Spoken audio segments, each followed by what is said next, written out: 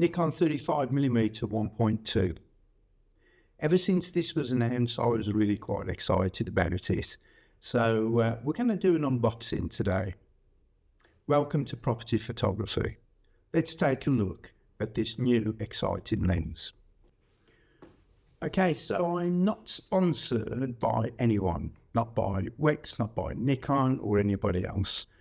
I've purchased this lens myself with my own money, and when I got a call from Wex to say that it was here, I was actually away on holiday, so I'd taken a 35mm with me as well, and I'm thinking, I would so much have liked to have had this one with me, but let's have a look.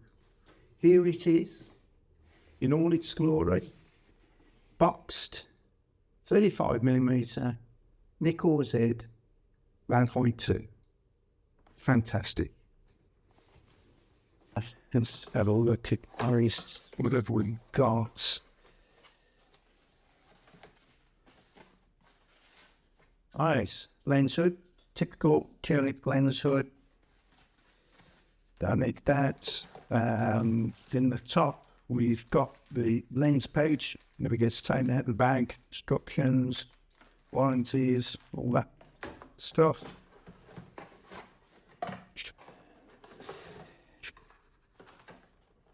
In recap, and this is the lens. Beautiful. 35mm 1.2x. Rear lens cap.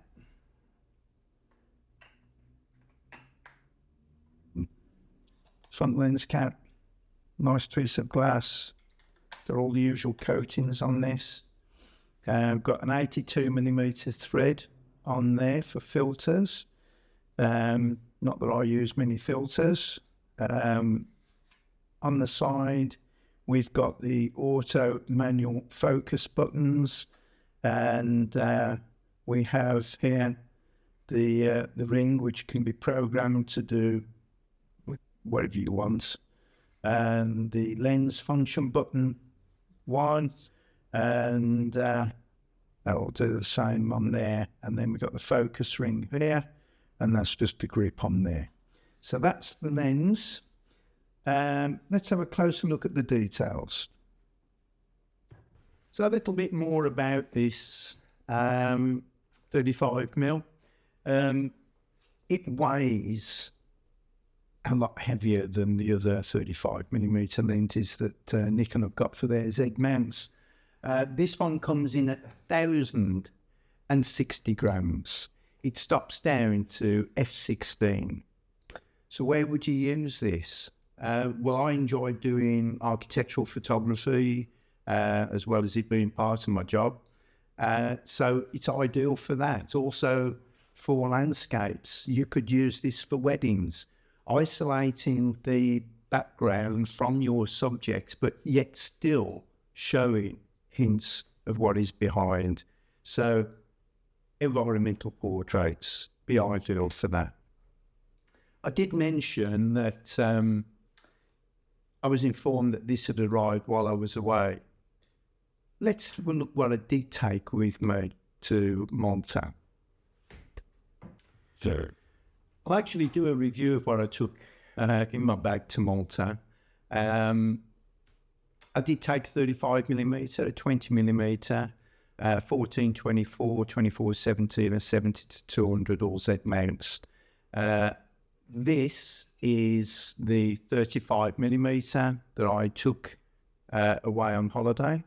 It's the 1.8S, and as you can see, the size difference here. Let's just take off this lens hood, and you can see the size differences there, and the weight is tremendously different.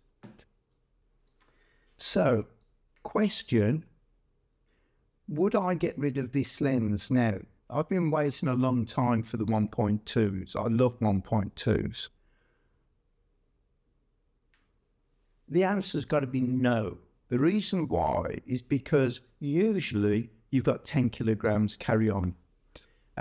when you go away on flights somewhere.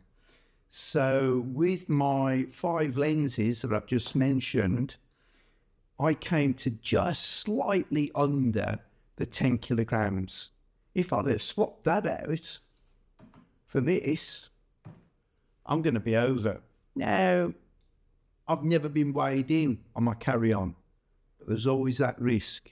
And yes, there are workarounds, start putting things into your pockets, but I don't really want to go down that road. Hate flying. I get so bored. I just want to get to my destination and with as least trouble as possible. So beginning to empty your bag and stuff your pockets, can't be bothered with that.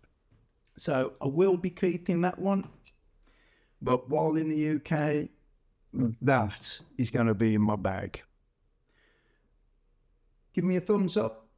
Hope you enjoyed this. I will do another video on what I took to Malta and some of the pictures that I took while I was over there.